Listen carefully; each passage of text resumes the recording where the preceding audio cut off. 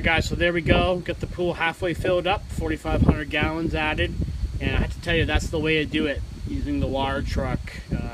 It's quick, it's efficient, and the potential for damaging your well is not there because you're using external water here.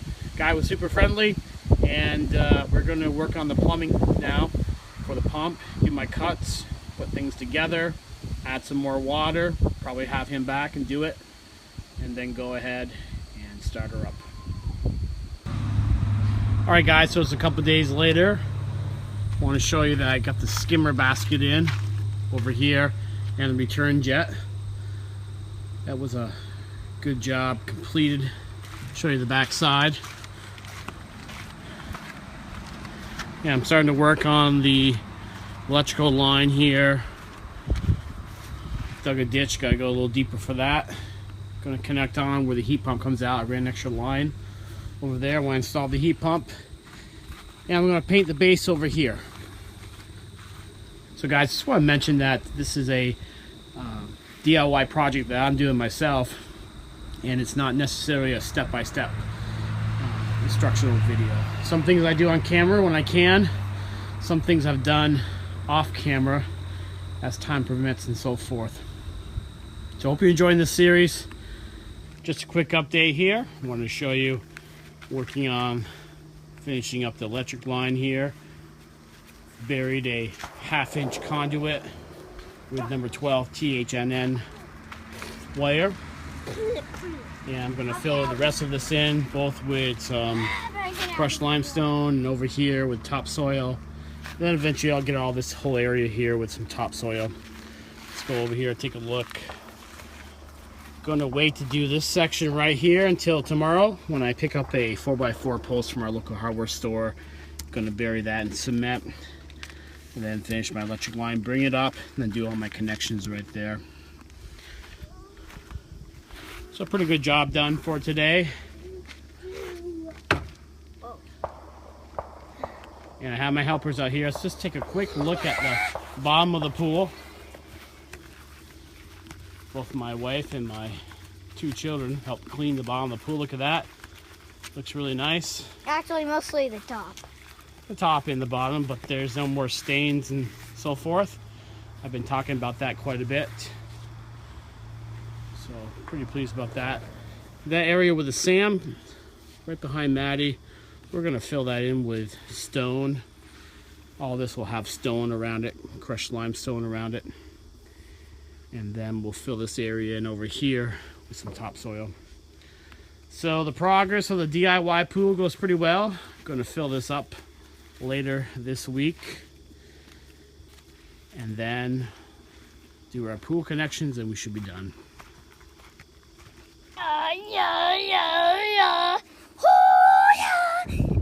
Alright, so I'm working on the wiring right now. I've gone ahead and put a pole in the ground, cemented it in. And as you can see, got a lot of wires here, but let's just talk about this real quick. I got my power, neutral, and ground coming up through the ground. And that's gonna go ahead and connect to a GFCI switch here.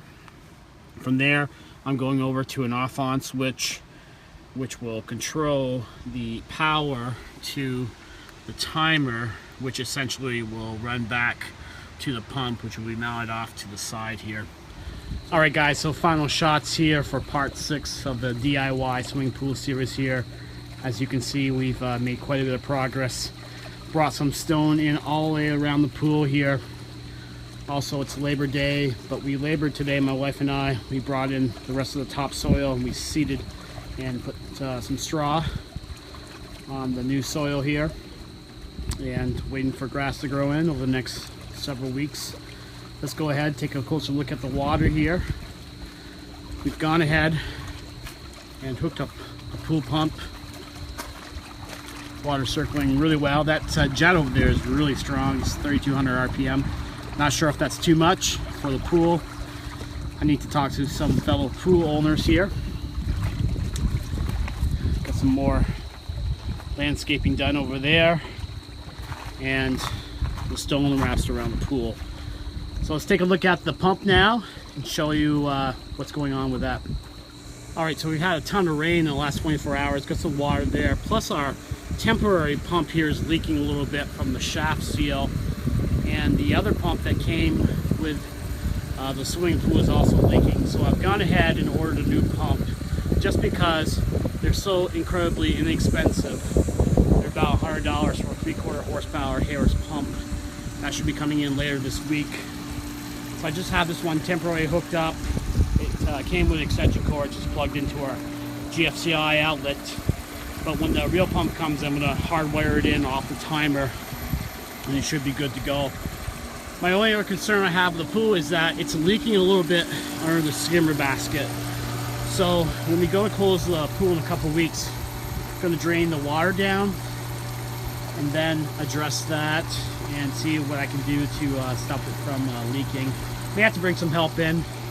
Just because we're DIYing this doesn't mean we can't accept help or ask for help, especially on a big project like this. So there's some pretty good pool stores here. I also have know some people who have pools, so I might ask them for a little help or just answer some of my questions. All right, guys, so there we go. DIY pool, it's coming together quite nicely here. Once we get the pool pump in, it's not leaking, I'll finish the landscaping and go from there. So thanks for watching, guys. You know what to do. Like, subscribe, leave a comment, share, and catch you next time.